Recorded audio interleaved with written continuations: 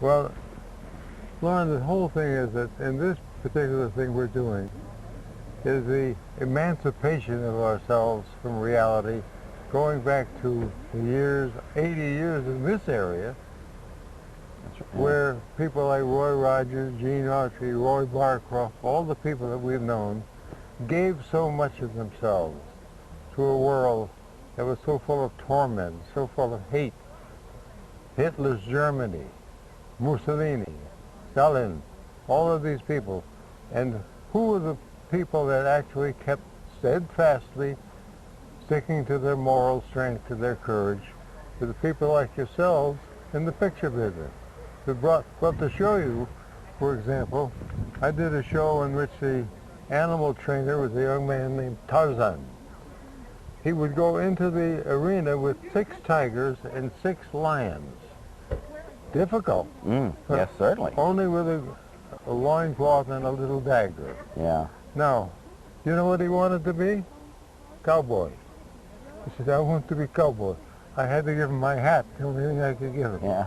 But he was from the Basque Country in France. Oh, So yeah. what happened, you, Roy Rogers, all the people that we're talking about, gave this to the world, not just locally. And these people were looking for morality, for Integrity. purpose. Right. And you gave it to them. That's what it's all about. Yeah. That was the bedrock of it. It was the old films, the integrity, and a lot of people don't realize the old West, the cowboys, the original cowboys, and then the cowboys in the movies, which many of them were real cowboys. What they said was short, succinct, to the point, and I love the expression that you could bank their word. Their honor and their word meant more than money, fame, or anything else, and integrity. See, I was talking to a singer last night who does the streets of Laredo, and I've been researching this kind of thing for 35 years.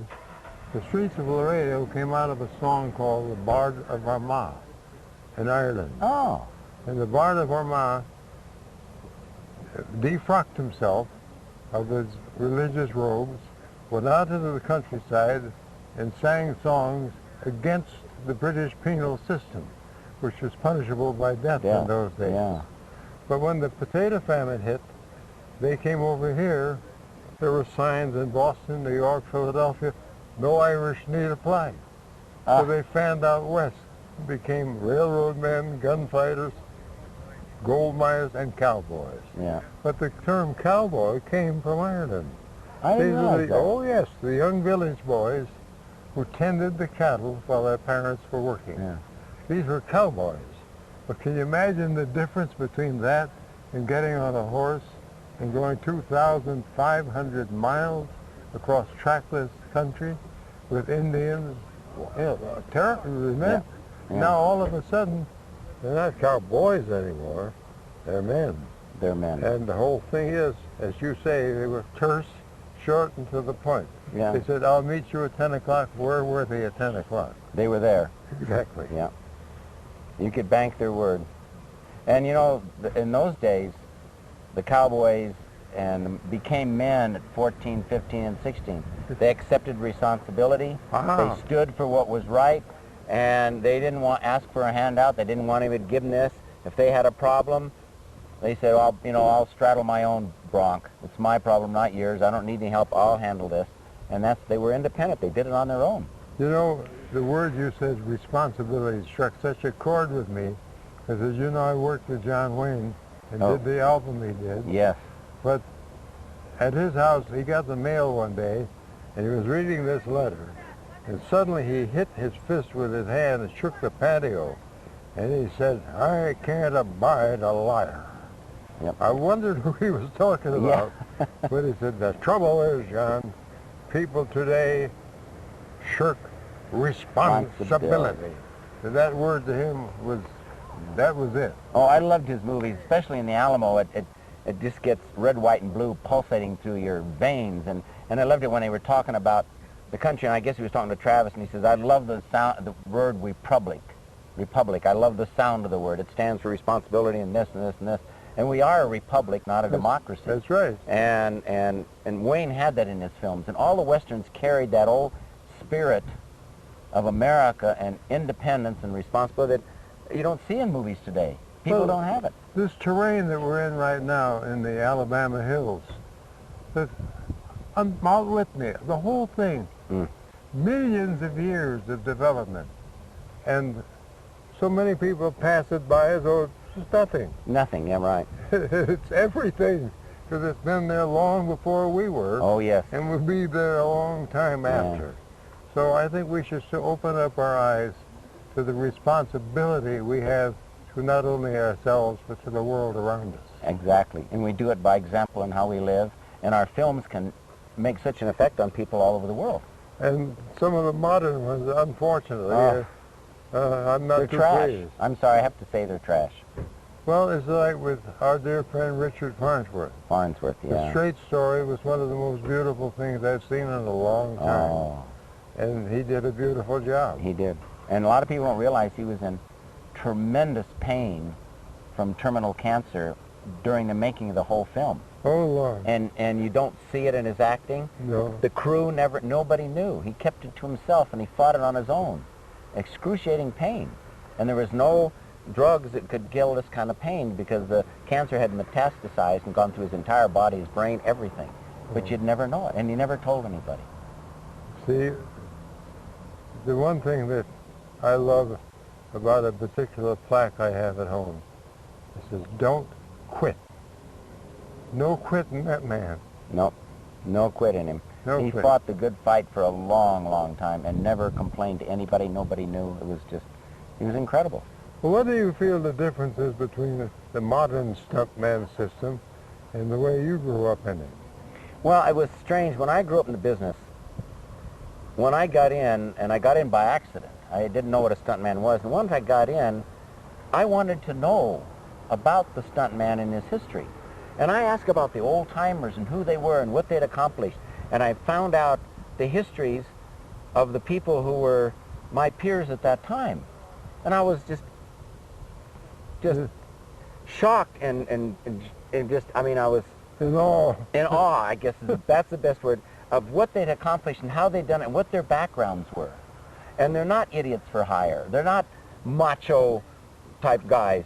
They were athletes. They used their brains. They thought, they planned. They were looking out for each other. They didn't kill or hurt each other or hurt someone else or someone else on the set. And they had all these things going, and my God, their word was, they said they're going to be there, or if they said, yeah, I can do this with a motorcycle and I can put it there or the car there, they did it, and you could lay your life on it. You had to. But you could trust them, and the word meant something. Did you know Kerry Lofton? Knew Kerry, the best car man in the history of the business. Oh, He did wonderful the Kerry. thing for Brother Robert in Thunder Road. Thunder Road, yes. And Well, I heard what Bob did in that. He was supposed to bring this car around in a chase and roll it 3 or 4 times, and he said, I want it over here. Kerry said, no problem. He says, no, I'm going to tell you where I want your side of the window. And he went down and he made a mark. And when this car, I want it to end up on its side, but I want 3 or 4 rolls first, and I want the center of that window, the driver's side, right in the center of this mark. And he made a chalk mark on the thing, and Kerry went down and did it. And I remember, Yeah. and Bob said that when they showed the rushes for the first time, he said to the projectionist, please bring that back, I want to see this. He said, what are you looking for? Well, Kerry was smoking a cigarette. I don't know if you know this. No, I didn't hear But that. here he is coming down the mountainside at a pretty good lick, Yeah, and he hit the ditch that he personally had dug, right. and as the car started over, Kerry went, And flipped. with such cool that you can't believe That's it. Kerry. And Bob ran over and said, you all right? He said, was that okay? He Yeah. just did exactly the way he wanted it. Oh, exactly. Well, he had that mark, and Kerry put it there. Yeah, so these are the people that I'm talking about. Yeah, yeah. Yourself epitomized the whole Yeah. thing. You know, today they have all these stunt schools all over the country. I got to say, in my opinion, 100% of them are rip-offs. They're run by stuntmen who couldn't make it as a stuntman, so now they're going to teach you how to do something they failed at. You know, and it just... Well, I don't know if you knew this, but I fought a lot. I boxed a lot in my Yeah, day. I know you're. And the thing that always tickles me is the people who pick all these fights can't fight. No. I can never understand why they'd want to do it. Well, I've always learned that you're always leery of the quiet one that doesn't say anything. The guy that brags and I'm tough and I can do this and I can everything, they're pussycats. You can do anything with them. But the guys that are quiet and just stand there and are very polite, watch out. But I have an English friend who weighs about 2¼ and is very quiet, very soft-spoken, but inwardly he's tough, he's rugged. Yeah. Well, we went into a place where they played pool, and one of the men playing pool looked up at me and he made some nasty remark about what he was going to do. And I can't say this on the air, but at any rate, Richard went over and said, well, that sounds like a jolly good idea.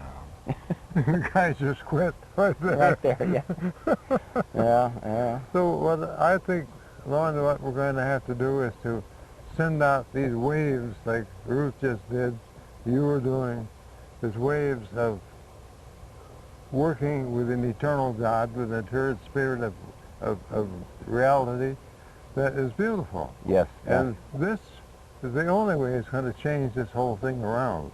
That's right. Because well, I feel it's important, and I'm very fortunate. I've been in the business 47 years, started in 1954, and I've never been injured or broken a bone doing a stunt. my Lord. And I've never injured another stuntman or an actor, an actress, or anybody on the crew. I'm really safety conscious. I've looked after that. People say, oh, then you've got to be the greatest. No, there's 30 or 40 stuntmen that are so great you can't say one's number one and one's number two. But I think one of the reasons that I survived without any broken bones or injuries is because I always kept myself in good physical shape, mental shape, and the most important, spiritual shape. Sure. And when you have the three of those, of course you can't even mention spirituality or God in this country today. You're an outcast or something's wrong. But those are the things that have held this country together and made it the greatest country in the world. And the whole country's getting away from this and getting away from integrity and honesty, and it's everything nowadays, if it feels good, do it. Well, you know, my brother said something which I think is a good thing to close on. He said, I wish people would realize that if America fails, the world fails. Absolutely. Well, you know, in Cuba, they can run here. Other countries, the West went from the East to the West, and everybody, if they want to get away, they run to this country. Where are we going to run to? No, The rest of the world is a big slave state. we don't want it. No. And the word freedom, that to me, personal, individual freedom. Freedom. That's the thing that I constantly say to myself, well, thank God. And you know, the big word you said before, which is so important, you can have freedom without personal responsibility. No, That's can't. the key. No possibility. No.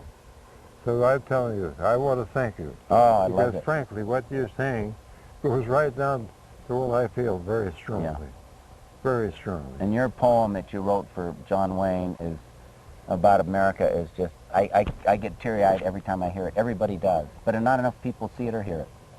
Well, It was fantastic. see, that's one of the things that I come down here for. That's right. See, that's one of the reasons, possibly the main reason. Yeah. Legend Yeah. in your own time, and you're still there, and that's keep it going. And I don't understand it, but I'm very grateful for it. So I want to thank you. Oh, I love it. One of the best. Yeah. Okay, can you say your name for me? Loren Janes. Is it J-A-N? Janes. Okay. Right.